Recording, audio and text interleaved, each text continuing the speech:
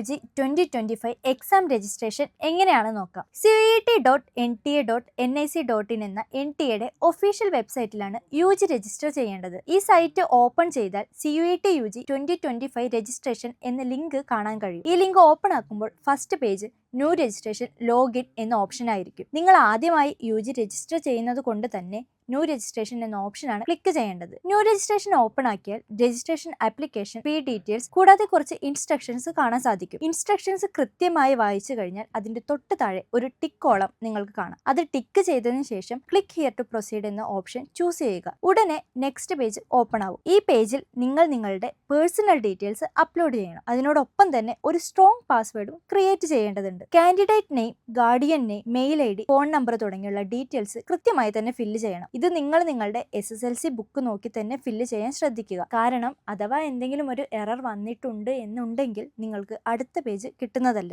Details upload ചെയ്തതിനു ശേഷം captcha type ചെയ്ത് സബ്മിറ്റ് കൊടുക്കുക. ഇപ്പോൾ CUET UG ആപ്ലിക്കേഷൻ രജിസ്റ്റർ ചെയ്തിട്ടുണ്ട്. നിങ്ങൾക്ക് ആപ്ലിക്കേഷൻ നമ്പർ നിങ്ങൾ നേരത്തെ കൊടുത്ത ഫോൺ നമ്പറിലോ മെയിൽ IDയിലോ ഇപ്പോൾ വന്നിട്ടുണ്ടാവും. ശേഷം ഹോം പേജിൽ പോയി CUET UG രജിസ്ട്രേഷൻ എന്ന ലിങ്ക് ഒന്നുകൂടെ ഓപ്പൺ ആക്കുക. അതിൽ ലോഗിൻ ക്ലിക്ക് ചെയ്ത് നിങ്ങളുടെ application number, password, captcha type ചെയ്ത് നെക്സ്റ്റ് സ്റ്റെപ്പ് എടുക്കാവുന്നതാണ്. ഇപ്പോൾ സ്ക്രീനിൽ കാണുന്ന പേജിൽ അതിന് ലെഫ്റ്റ് സൈഡിൽ ആപ്ലിക്കേഷൻ ഫോം സ്റ്റെപ്സ് കാണാൻ കഴിയും. ഇതിൽ നിങ്ങൾക്ക് ഇപ്പോൾ ഏത് സ്റ്റെപ്പ് വരെയാണ് നിങ്ങളുടെ രജിസ്ട്രേഷൻ പ്രോസസ്സ് എത്തിയിട്ടുള്ളത് എന്നറിയാൻ കഴിയും. ഇവിടെ ഓൾറെഡി ഞാൻ രജിസ്റ്റർ ചെയ്തത് കൊണ്ടാണ് കംപ്ലീറ്റഡ് എന്ന് കാണിക്കുന്നത്. ഇല്ലെങ്കിൽ ഇത് ഇൻകംപ്ലീറ്റഡ് എന്നാണ് കാണിക്കുക. ഇനി അടുത്ത സ്റ്റെപ്പ് ഏതാണെന്ന് നോക്കാം. രജിസ്റ്റർ പേഴ്സണൽ ഡീറ്റെയിൽസ് കൊടുത്താൽ അതിൽ നമ്മുടെ ഏജ്, ജെൻഡർ, ലൊക്കാലിറ്റി ഡീറ്റെയിൽസ് കാണാം. കൂടാതെ ഇതിൽ തന്നെയാണ് നമ്മുടെ കാറ്റഗറി ഡീറ്റെയിൽസ് അപ്ലോഡ് ചെയ്യേണ്ടത്. ഞാൻ ഇതിൽ ജനറൽ കാറ്റഗറി എന്നാണ് കൊടുത്തിട്ടുള്ളത്. നിങ്ങൾക്ക് നിങ്ങളുടെ കാസ്റ്റ് ഏതാണോ അത് നോക്കി കോളം ഫില്ല് ചെയ്യാം. ഇനി അഥവാ നിങ്ങൾ OBC ആണെങ്കിൽ NCL സർട്ടിഫിക്കറ്റ് അപ്ലോഡ് ചെയ്യണം. OBC NCL എന്ന ഓപ്ഷൻ നിങ്ങൾ ക്ലിക്ക് ചെയ്താൽ അതിന് തൊട്ട് താഴെ 1-2 പുതിയ കോളംസ് വരും. അതിൽ നിങ്ങൾ NCL സർട്ടിഫിക്കറ്റ് അപ്ലോഡ് ചെയ്യേണ്ടതുണ്ട്. ഇനി നോൺ ക്രീമി ലെയറിന് അപ്ലൈ ചെയ്ത് സർട്ടിഫിക്കറ്റ് വെയിറ്റ് ചെയ്യുകയാണെങ്കിൽ I have applied awaiting for certificate എന്ന ഓപ്ഷൻ കൊടുക്കാവുന്നതാണ്. ആ ഓപ്ഷൻ കൊടുത്തു കഴിഞ്ഞാൽ അതിന് താഴെ നിങ്ങൾ എന്നാണ് സർട്ടിഫിക്കറ്റ് അപ്ലൈ ചെയ്തത്, ആ ഡേറ്റ്, നെയിം ഓഫ് അതോറിറ്റി എല്ലാം ഫില്ല് ചെയ്യുക. ശേഷം തൊട്ട് താഴെ നിങ്ങൾ ഡിസേബിൾഡ് ആണോ എന്ന് ചോദിച്ചിട്ടുണ്ടാവും. ഞാനിവിടെ നോ എന്നാണ് കൊടുത്തിട്ടുള്ളത്. നിങ്ങൾ ഡിസേബിൾഡ് ആണ് എങ്കിൽ യെസ് കൊടുത്ത് ഡിസേബിലിറ്റി സർട്ടിഫിക്കറ്റ് അപ്ലോഡ് ചെയ്യണം. അതിന് താഴെ തന്നെ ആർ യു ഡയബറ്റിക് എന്നും ചോദിക്കുന്നുണ്ട്. ഞാൻ നോ എന്നാണ് കൊടുത്തിട്ടുള്ളത്. ഇനി നിങ്ങളൊരു ഡയബറ്റിക് പേഷ്യൻ്റ് ആണ് എന്നുണ്ടെങ്കിൽ യെസ് കൊടുക്കാവുന്നതാണ്. അതിനുശേഷം താഴെയുള്ള ഡീറ്റെയിൽസ് നിങ്ങൾക്ക് കംപ്ലീറ്റ് ചെയ്യാവുന്നതാണ്. NCC സ്പോർട്സ് കോട്ട ക്ലെയിം ചെയ്യാനുള്ള ഓപ്ഷൻ ഉണ്ട്. ഞാനിതിൽ NCC സ്പോർട്സ് കോട്ട ഇല്ലാത്തതിനാൽ നോ എന്നാണ് കൊടുത്തിട്ടുള്ളത്. ഇനി അഥവാ നിങ്ങൾക്ക് NCC ഒരു സ്പോർട്സ് കോട്ട ഉണ്ട് എന്നുണ്ടെങ്കിൽ യെസ് കൊടുത്ത് നിങ്ങൾക്ക് ഡീറ്റെയിൽസ് അപ്ലോഡ് ചെയ്യാവുന്നതാണ്. ശേഷം ക്യാപ്ച കൊടുത്ത് സേവ് ആൻഡ് നെക്സ്റ്റ് കൊടുക്കുക. തൊട്ടപ്പുറത്തായി നിങ്ങളുടെ ID ഡീറ്റെയിൽസ് അപ്ലോഡ് ചെയ്യേണ്ടതുണ്ട്. വോട്ടർ ID, ആധാർ ID ഏതെങ്കിലും ഒന്ന് മതിയാവും. ഞാനിവിടെ ആധാറാണ് കൊടുത്തിട്ടുള്ളത്. അതുകൊണ്ട് തന്നെ എൻ്റെ ആധാർ നമ്പർ വെച്ചിട്ടാണ് ഞാനിവിടെ ഡീറ്റെയിൽസ് അപ്ലോഡ് ചെയ്തിട്ടുള്ളത്. അത് കഴിഞ്ഞാൽ ആപ്പർ ID ചോദിക്കും. നിങ്ങൾക്ക് ആപ്പർ ID ഉണ്ടെങ്കിൽ അതിൻ്റെ ഡീറ്റെയിൽസ് കൊടുക്കാം, ഇല്ലെങ്കിൽ നോ എന്ന് കൊടുക്കാവുന്നതാണ്. ഇനിയാണ് നമ്മുടെ മെയിൻ സെക്ഷൻ വരുന്നത്. CUET UG exam subject select ചെയ്യുക. ആദ്യമേ പറഞ്ഞിട്ടുണ്ട്, ലാംഗ്വേജ് പേപ്പർ ഉൾപ്പെടെ നിങ്ങൾക്ക് 5 സബ്ജക്റ്റാണ് ചൂസ് ചെയ്യേണ്ടത്. അതുകൊണ്ട് തന്നെ വളരെ ശ്രദ്ധിച്ച് വേണം നിങ്ങൾ നിങ്ങളുടെ എക്സാം സബ്ജക്റ്റ് തിരഞ്ഞെടുക്കുക. സബ്ജക്റ്റ് തിരഞ്ഞെടുത്താൽ തൊട്ട് താഴെ തന്നെ എക്സാം സെൻറ്റർ നിങ്ങൾക്ക് സെലക്ട് ചെയ്യാനുണ്ടാകും. ഓൾമോസ്റ്റ് എല്ലാവരും കേരള തന്നെ ആയിരിക്കും ചൂസ് ചെയ്തിട്ടുണ്ടാവുക. ഇതിനോടൊപ്പം തന്നെ ഏത് ഡിസ്ട്രിക്റ്റ് ആണ് വേണ്ടതെന്ന് കൂടി നിങ്ങൾ സെലക്ട് ചെയ്യാവുന്നതാണ്. അതിന് താഴെ നമ്മുടെ പാരൻറ്റിൻ്റെ ഒക്യുപ്പേഷനും ക്വാളിഫിക്കേഷനും ചോദിക്കുന്നുണ്ട്. കുറച്ച് ജോബ് ഡീറ്റെയിൽസും എഡ്യൂക്കേഷൻ കാറ്റഗറീസും തിരഞ്ഞെടുക്കുവാനായി തന്നിട്ടുണ്ടാകും. അത് നോക്കി ഫില്ല് ചെയ്യാം. ഇനി അതിലില്ലാത്തതാണ് നിങ്ങളുടെ പാരൻറ്റിൻ്റെ ഒക്യുപ്പേഷനും ക്വാളിഫിക്കേഷനും എങ്കിൽ നിങ്ങൾക്ക് അതേഴ്സ് എന്ന ഓപ്ഷൻ ചൂസ് ചെയ്യാവുന്നതാണ്. ശേഷം ക്യാപ്ച ടൈപ്പ് ചെയ്ത് സേവ് ആൻഡ് നെക്സ്റ്റ് കൊടുക്കുക. ഇപ്പോൾ നിങ്ങൾക്ക് രജിസ്റ്റർ ക്വാളിഫിക്കേഷൻ ഡീറ്റെയിൽസ് കാണാം. ഇതിലാണ് നമ്മുടെ 10th ആൻഡ് +2 സർട്ടിഫിക്കറ്റ് ആവശ്യമായി വരുന്നത്.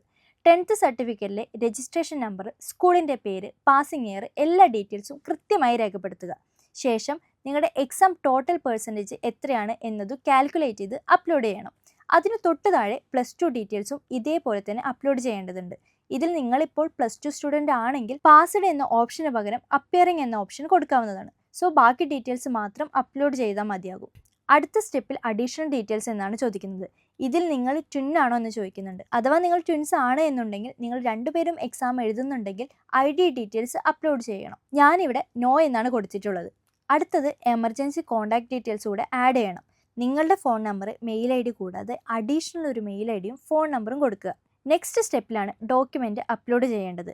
നിങ്ങളുടെ ഫോട്ടോ, സിഗ്നേച്ചർ ഇതെല്ലാം അപ്ലോഡ് ചെയ്യണം. ഇതിൽ ശ്രദ്ധിക്കേണ്ട കുറച്ച് കാര്യങ്ങളുണ്ട്. നിങ്ങളുടെ ഫോട്ടോ 10 KB മുതൽ 200 KB വരെ സൈസ് വരാൻ പാടുള്ളൂ. അതുപോലെ നിങ്ങളുടെ സിഗ്നേച്ചർ 10 KB മുതൽ 50 KB വരെയാണ് സൈസ് വരേണ്ടത്. ഇനി നിങ്ങൾ കമ്പ്യൂട്ടറിലോ ഫോണിലോ ആണ് നിങ്ങളുടെ ഫോട്ടോ സേവ് ചെയ്തതെങ്കിൽ നിങ്ങളുടെ ഫയൽ നെയിം നിങ്ങളുടെ പേരിൻ്റെ ആദ്യത്തെ 2 അക്ഷരം _ഫോട്ടോ എന്ന് സേവ് ചെയ്യണം. ഫോർ എക്സാമ്പിൾ നിങ്ങളുടെ പേര് വർഷ എന്നാണെങ്കിൽ ആദ്യത്തെ 2 അക്ഷരം VA_ഫോട്ടോ എന്ന ഫോർമാറ്റിലും VA_സിഗ്നേച്ചർ എന്ന ഫോർമാറ്റിലാണ് നിങ്ങൾ ഫയൽ നെയിം സേവ് ചെയ്യേണ്ടത്.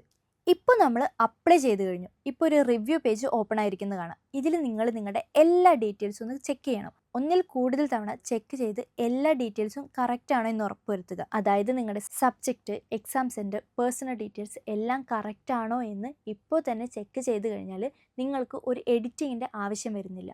അതുകൊണ്ട് തന്നെ ആദ്യം മുതൽ അവസാനം വരെ നിങ്ങളുടെ ഡീറ്റെയിൽസ് ഒന്നുകൂടി ചെക്ക് ചെയ്യണം.